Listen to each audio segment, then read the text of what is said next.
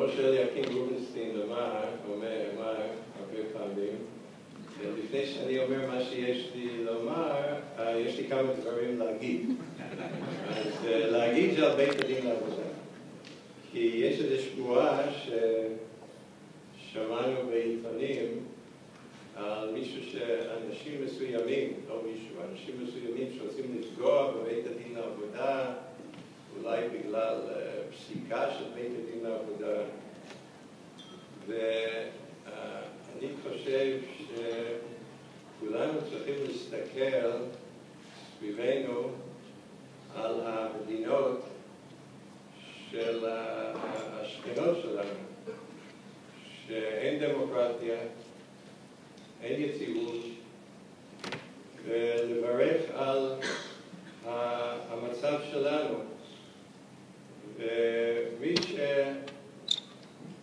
שחושב אפילו, מעלה על דעתו, לפגוע בבית משפט בגלל פסיקה של בית משפט, אפילו בגלל נטייה סובייקטיבית שלפי האיש של בית משפט, בית הדין לעבודה, מחר ינסה לפגוע בבג"ץ ובבית המשפט העליון בגלל איזו פסיקה של בית המשפט העליון.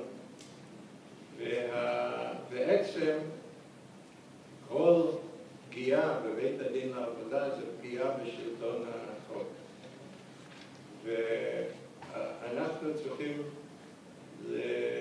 לומר, ואני אומר את זה, שאני בטוח שראש הממשלה שגדל על תורת ז'בוטינסקי ומנחם בגין לא ייתן יד ויחיש מיד את כל שמועה וכל הצעה לפגוע בבית משפט, גם אם זה בית הדין לעבודה וגם אם זה בג"ץ. כי אם אני זוכר נכון שהייתה פסיקה של בג"ץ שלא הייתה לרוחו של מנחם בגין, התגובה שלו הייתה שיש שופטים בירושלים, יש שלטון חוק, יש חשיבות דמוקרטיה. ואני בטוח שגם ראש הממשלה יגיד את זה, ובמיוחד ראש הממשלה שישב איתי בלילות בקשר ליישוב סכסוכים. ואני גם אומר לקהל כאן, כי הקהל כאן גם מעריך את בית הדין ומכיר את בית הדין. תתאר לעצמכם, אתמול דיברנו בשולחן, מה היה קורה אם יעבירו את הסמכות, או חלק מהסמכויות של בית הדין לבית המשפט השלום, כי ינסו להפחית בחשיבות של בית הדין, אז יעבירו לבית המשפט השלום, ויגישו סכסוך קיבוצי אחרי שהנמלים סגורים כמה ימים טובים, והמפעלים סתומים, וצריכים לסגור את המפעל ולהוציא את העובדים לחופשה ולהודיע ללקוחות שאי אפשר לשלוח את הסחורה לחוץ לארץ ואי אפשר לייצר את מה שהבטחנו לכם. ובאו העורכי דין והלקוחות וראשי לשכות התיאום ולשכת המסחר לבית המשפט השלום, ויושב שם שופט תורן עם השוטרים, עם עברייני סמים, גנבים, מי שמכה את אשתו, מי שמכה את השכן, ושומע תיק אחרי תיק, עד שהוא מגיע ואומר, ברוך השם, יש לנו קיבוצניק. והאיש אומר, לא, זה לא קיבוצניק, זה סכסוך קיבוצי. ושופט אומר, סכסוך קיבוצי זה בין ההסתדרות לבין המדינה. ומי אדוני? אני המעסיק שנפגע. אז מה אתה עושה כאן? אתה נפגע, אתה לא צד לסכסוך. אני רוצה שתזמין את שר האוצר כדי לשבת כל הלילה וליישב את הסכסוך, לעזור לנו. שופטים של המערכת הכללית עושים את זה?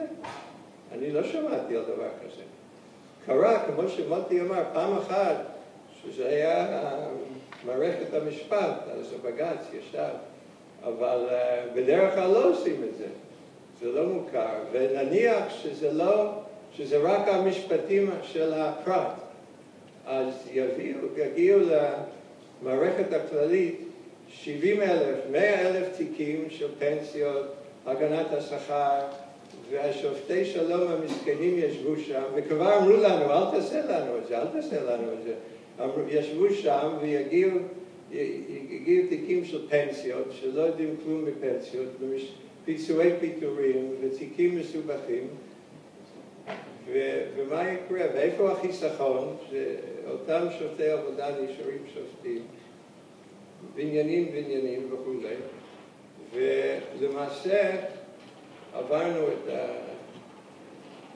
את אותו עניין שהייתה ועדת זמיר. אורנה ישבה בוועדת זמיר, היא זוכרת, והיא זוכרת מה שאני זוכר היטב, שהזמינו גם את הנשיא ברק וגם אותי לוועדת זמיר. וראינו שכל אחד בא, וגם המעסיקים, גם ההסתדרות, גם הגופים האחרים, ואומרים, אפילו האוצר, להשאיר את בית הדין, לא לשנות את בית הדין. ורציתי לדעת, חיכיתי מה יגיד הנשיא ברק, ומאוד התרגשתי שהוא אומר, בית הדין הארצי לעבודה פיתח את משפט העבודה הקיבוצי.